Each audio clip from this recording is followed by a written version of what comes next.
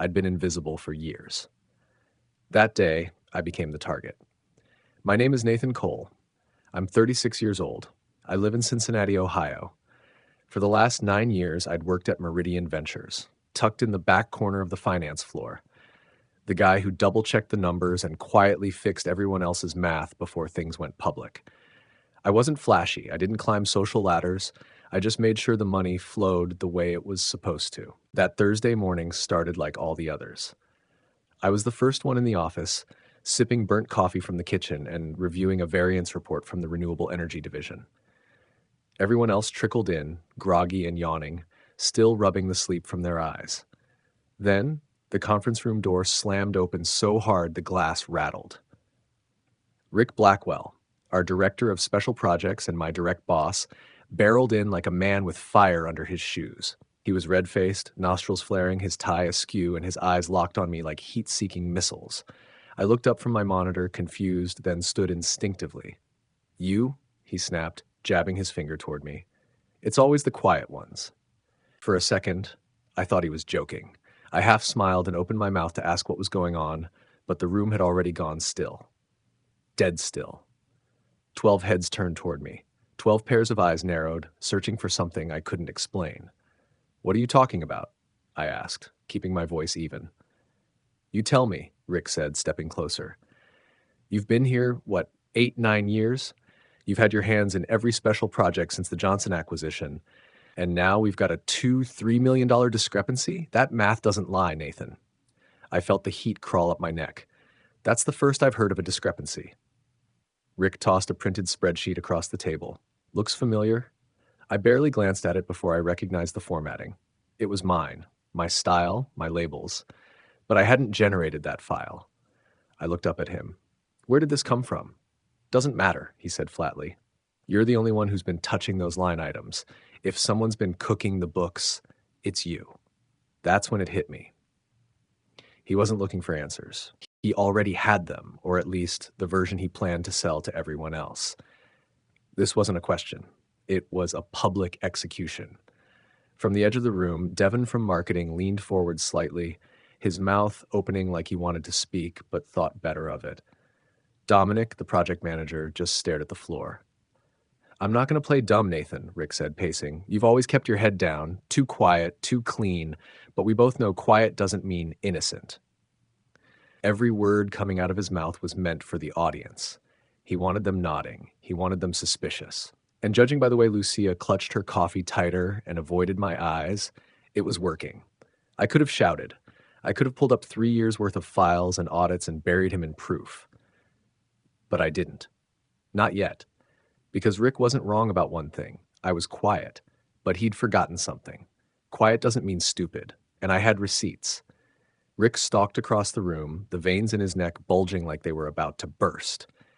He grabbed the remote off the table, pointed it at the screen on the wall, and pulled up a slide that hit like a punch to the gut. Bold red numbers, circled in bright yellow.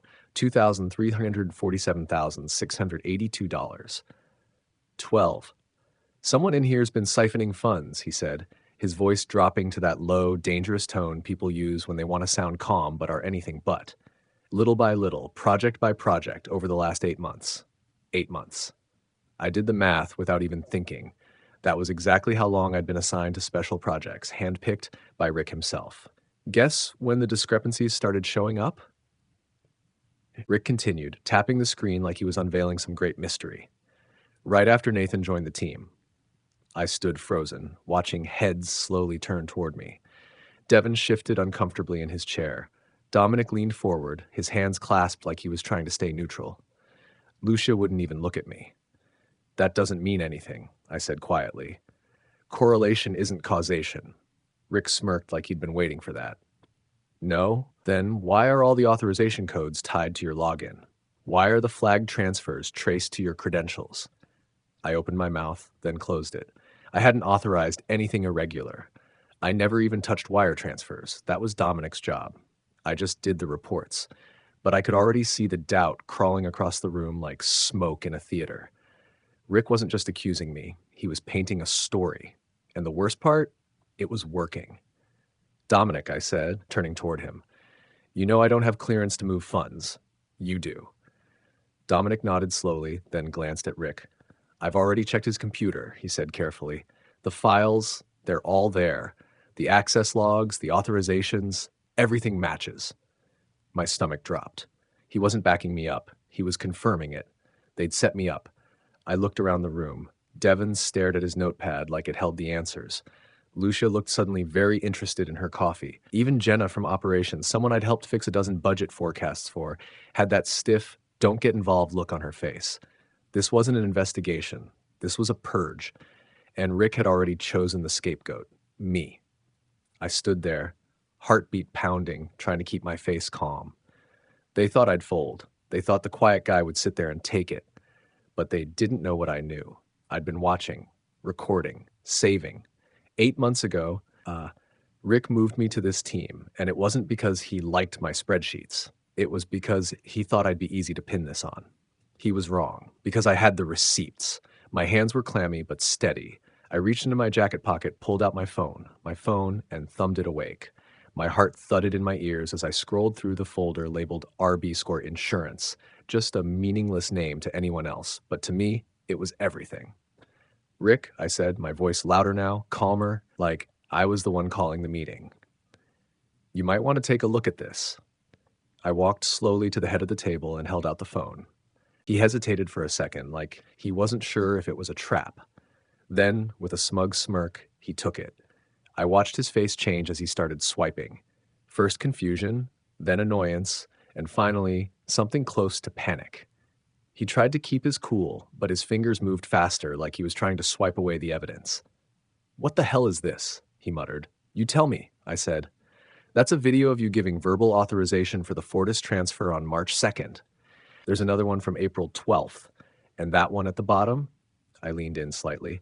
That's the full screen recording of your desktop from when you logged into my profile remotely and used it to queue up 3 wire transfers. The room went dead quiet.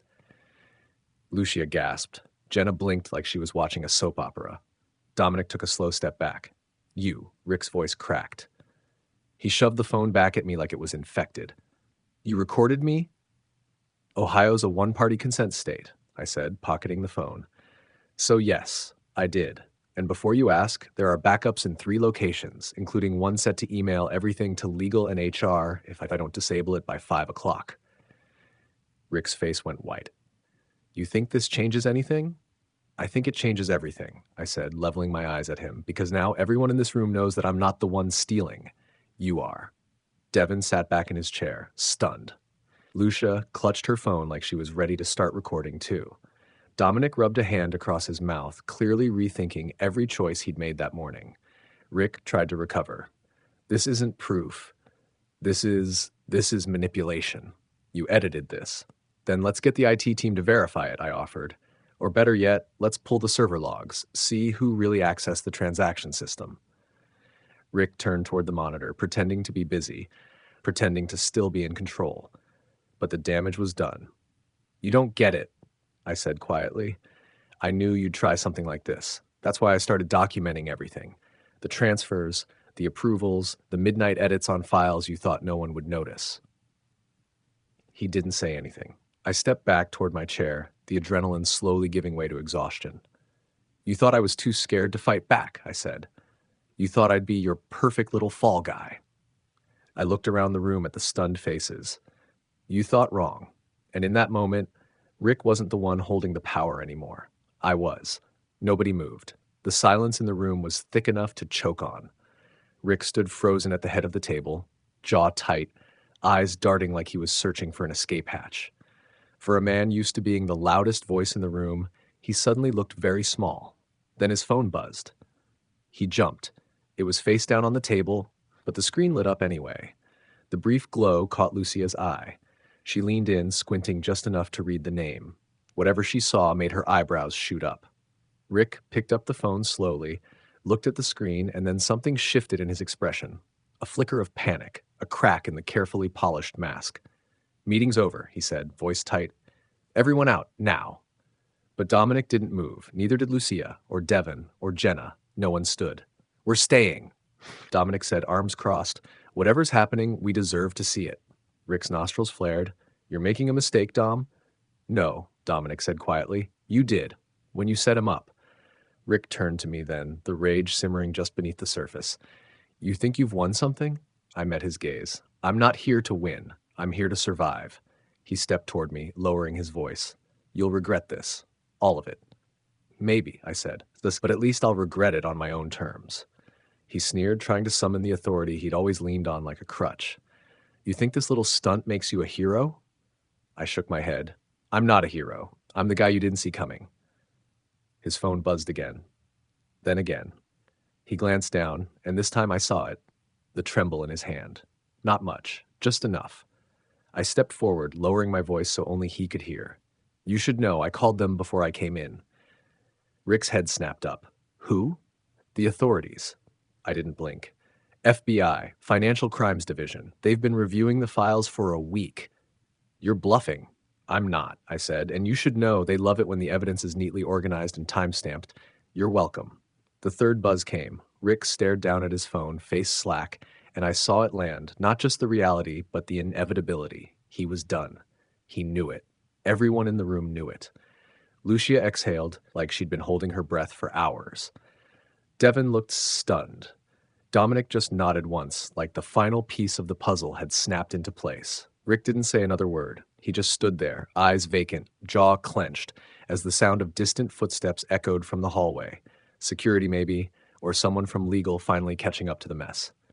For years, Rick had ruled this team like a king behind a curtain, but the curtain was gone now, and the quiet one had finally spoken. FBI agents walked in like they'd done it 100 times, calm, unbothered, dressed in business casual that somehow still made everyone in the room sit straighter. One of them, a woman with a leather folder tucked under her arm, approached me. Nathan Cole? I nodded. She held out her hand. Agent Sandoval, we'd like to review your documentation. Is now a good time? Rick stood behind her, motionless, as if he could will himself invisible. No one spoke. No one helped him. The only sound was the scrape of a chair as I sat back down and unlocked my phone. I handed it to her. Everything's in that folder. You'll find videos, screen recordings, and transfer logs. The backups are already stored remotely. She nodded, professional and unfazed, and turned to the man beside her. Get IT to mirror this. We'll need the server data too. The second agent moved briskly toward the hall. And Rick? He didn't shout. He didn't argue. He didn't even try to talk his way out of it. He just stood there, shoulders hunched, the color draining from his face inch by inch. Mr. Blackwell, Sandoval said without looking at him, we'll need to speak with you privately. He didn't respond. One of the agents motioned toward the hallway. Rick walked like a man headed toward his own funeral, stiff, mechanical, defeated. No cuffs, not yet. But the humiliation was worse because he wasn't being dragged out of here in disgrace. He was being watched by everyone, and none of them looked surprised. After they left, the room stayed quiet. No one knew what to say. Dominic sat down hard in his chair like someone had pulled the air out of his lungs. Devin just rubbed his face, exhaling slowly. Lucia walked over to me, gently touched my shoulder. You okay? She asked. I nodded, though I wasn't sure it was true. She gave me a small smile.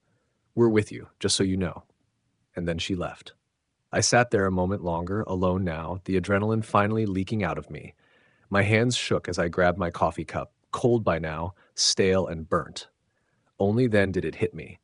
A few hours ago, I'd been the accused, the fall guy, the one everyone was ready to throw under the bus without blinking. Now, I was the whistleblower, and they all knew it. My phone buzzed. A text from a number I didn't recognize. Board wants to meet. You'll be hearing from Diane Mercer. I stared at the screen, heart skipping. Rick was gone, but the storm he created wasn't. I looked around the half-empty room, still buzzing with aftershocks. The company was a mess. My team was under suspicion.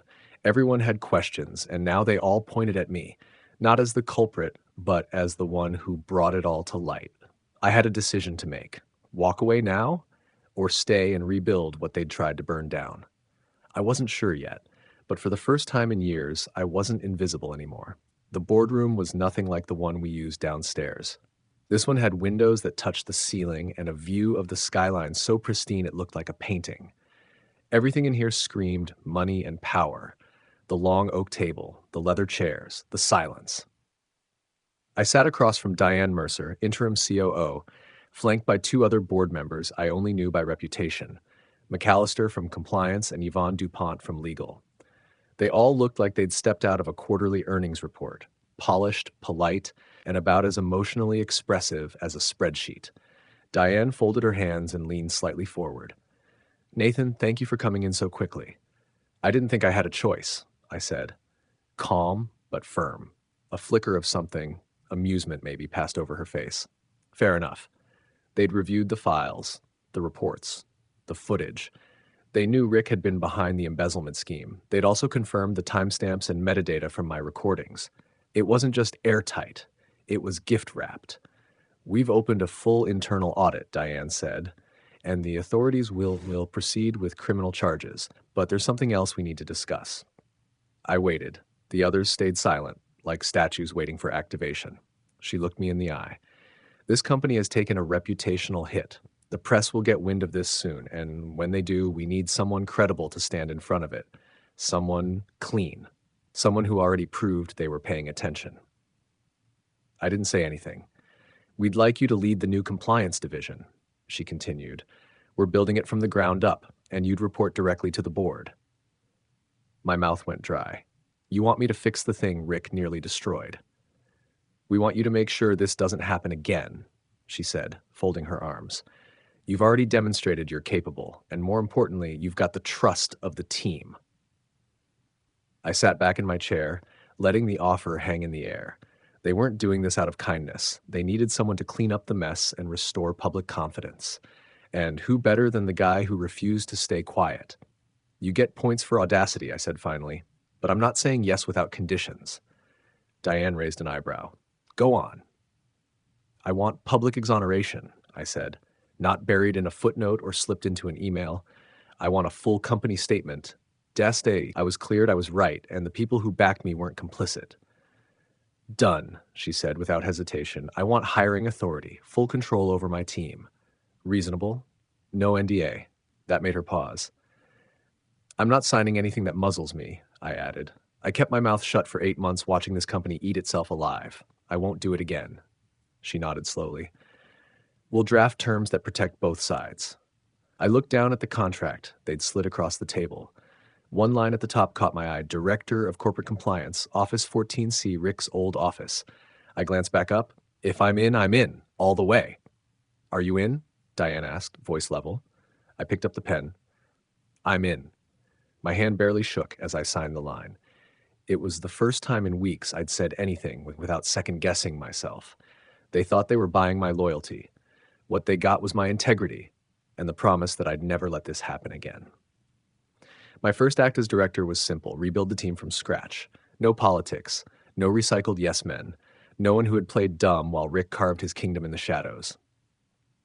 I wanted people who had backbone, the kind of quiet competence that never gets attention until everything falls apart. I started with Lucia.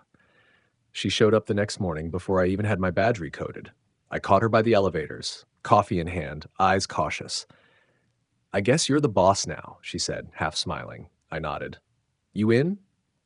She didn't ask for a title. She didn't even flinch. She just said, "Where do we start?" I made her my second. Next came Amara from Public Relations, the only one who'd had the guts to question Rick's last big budget request. She was sharp, direct, and had a spine made of steel under all that PR gloss.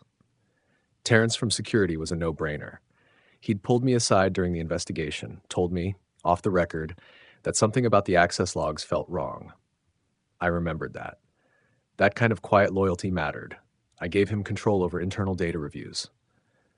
Then came Dominic. He waited 2 days before showing up at my office. He didn't bring excuses, didn't try to rewrite history. He just stood there and said, "I was scared and I was wrong." I stared at him for a long moment, then gestured toward the chair. "You'll be on probation," I said. He nodded. "Fair. Mess this up again, and it's over." "I won't." So I gave him another shot. Devin didn't show up. Not to the meeting, not to the team email, not even to his desk. HR told me later that he'd submitted a resignation via email the day after Rick was escorted out. No goodbye, no explanation, just a signature at the bottom and a final, polite, "Thank you." Honestly, I didn't blame him. Every day was a battle. The numbers Rick left behind were a mess. Tangled audits, fake vendors, shell approvals. People were scared, not just of getting fired, but of getting exposed. The old culture, protect the top, ignore the rot, had run deep. And now we were asking people to do the opposite, to shine a light. Late nights turned into early mornings. Our inboxes flooded, our Slack never stopped. There were weeks I barely saw my apartment, but I didn't care, because for the first time my name was on the door. People nodded when I passed them in the hallway. They listened when I spoke in meetings. My team looked at me like they knew I'd fight for them, because I would. We weren't just fixing numbers. We were fixing a company that had forgotten what integrity looked like. And slowly, day by day, it started to feel like ours. 6 months later, Rick pled guilty. It wasn't a splashy trial, no cameras in the hallway, no headlines that lasted more than a day. But the courtroom was packed when it finally happened. I was seated in the front row behind the prosecution, flanked by 2 of our internal auditors and a rep from the SEC. Rick walked in wearing a charcoal suit 2 sizes too big, his face thinner, his confidence hollowed out. No tie. Just a flicker of the old smugness clinging to his posture, like he still believed he could talk his way out of this. He looked straight ahead. Never at me. I wasn't surprised. The prosecutor called me to the stand halfway through the morning. I took the oath, sat down, adjusted the mic, and then I told the story. Not the headline version, but the real one. The day he slammed that conference room door open and pointed a finger. The fake files, the fabricated logins, the silent room where no one spoke up. The weeks I spent building a digital paper trail he never saw coming. I didn't add drama. I didn't need to. The facts were enough. When I finished, Rick finally looked at me, just once, like he was trying to figure out when exactly I stopped being a nobody and became the person who destroyed him. I met his eyes. He blinked first. The judge didn't draw it out. 8 years in federal prison, 2 for parole eligibility, restitution ordered, asset seizure pending. Rick didn't flinch when the sentence came down. He just nodded like a man who already knew he was never getting back up. Outside, the reporters barely noticed me, and that was fine. I didn't need a spotlight. I walked past them like they weren't even there, stepped into the clear gray morning air, and just breathed. It was over. When I got back to the office, they'd set up a small celebration in the break room. Nothing fancy. Just a few streamers, a Costco cake, and a bottle of sparkling cider on the counter. Lucia handed me a plastic cup. "To the quiet ones," she said, raising hers. The team echoed it. "To the quiet ones." I smiled and drank. It wasn't the perfect ending. There were still investigations, still systems to fix, still people whispering in corners about who knew what and when. The culture we were trying to change didn't crumble overnight, but something had shifted. We were no longer the people who looked away. We were the ones who stood up. That night, when I finally got home, there was a small envelope waiting in my mailbox. No name, no return address. Just one line typed on the card inside. "Congratulations, you won." No signature, no threat, just those words. It didn't take a genius to guess who sent it. Maybe it was Rick, maybe one of his friends, maybe just someone who thought they were being clever. But I didn't care, because they were right. I had won.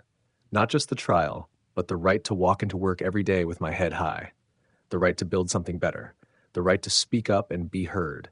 For years, I kept my mouth shut and my head down. That version of me, he's gone. The quiet one finally spoke, and everything changed.